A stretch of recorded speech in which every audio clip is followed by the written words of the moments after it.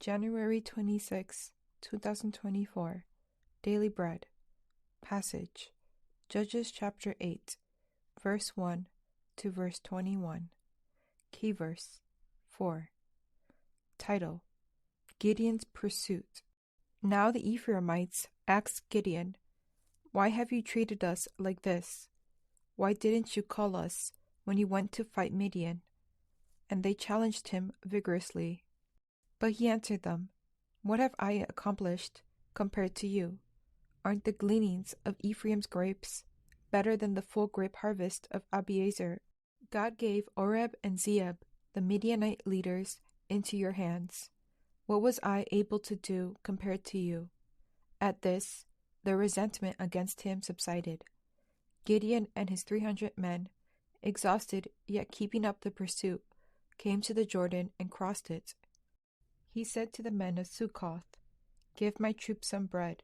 They are worn out, and I am still pursuing Zebah and Zalmunna, the kings of Midian." But the officials of Sukkoth said, "Do you already have the hands of Zebah and Zalmunna in your possession? Why should we give bread to your troops?" Then Gideon replied, "Just for that, when the Lord has given Zebah and Zalmunna into my hand, I will tear your flesh with desert thorns and briars." From there he went up to Peniel and made the same request of them, but they answered as the men of Sukkoth had. So he said to the men of Peniel, "When I return in triumph, I will tear down this tower." Now Zebah and Zalmunna were in Karkor, with a force of about 15,000 men, all that were left of the armies of the eastern peoples. 120,000 swordsmen had fallen. Gideon went up by the route of the nomads east of Nobah and Jabbehah, and attacked the unsuspecting army. Zebah and Zalmunna, the 2 kings of Midian, fled, but he pursued them and captured them, routing their entire army. Gideon, son of Joash, then returned from the battle by the pass of Eris. He caught a young man of Sukkoth and questioned him, and the young man wrote down for him the names of the 77 officials of Sukkoth, the elders of the town. Then Gideon came and said to the men of Sukkoth, "Here are Zebah and Zalmunna, about whom you taunted me by saying, 'Do you already have the hands of Zebah and Zalmunna in your possession? Why should we give bread to your exhausted men?'" He took the elders of the town and taught the men of Sukkoth a lesson by punishing them with desert thorns and briars. He also pulled down the tower of Peniel and killed the men of the town. Then he asked Zebah and Zalmunna, "What kind of men did you kill at Tabor?" "Men like you," they answered, "each one with the bearing of a prince."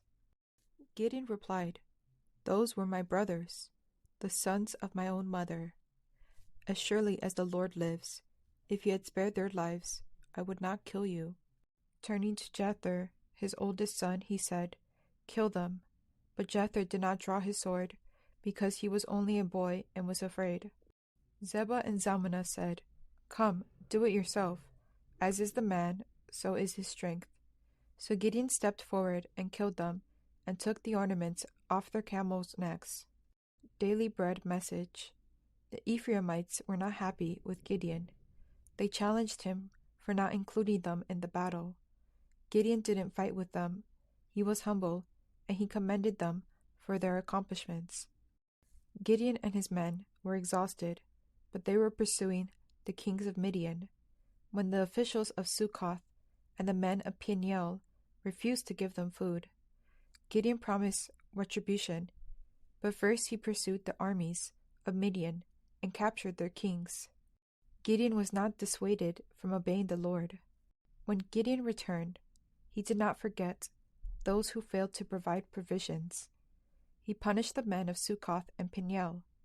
After that, he dealt with the kings of Midian. They had oppressed Israel, killing many of those close to Gideon. Gideon finished serving God's salvation work by executing the kings of Midian. Prayer. Lord, help me to pursue you in all things. Help me not to be distracted, but rather to serve you in all things. One word, serve God to the end.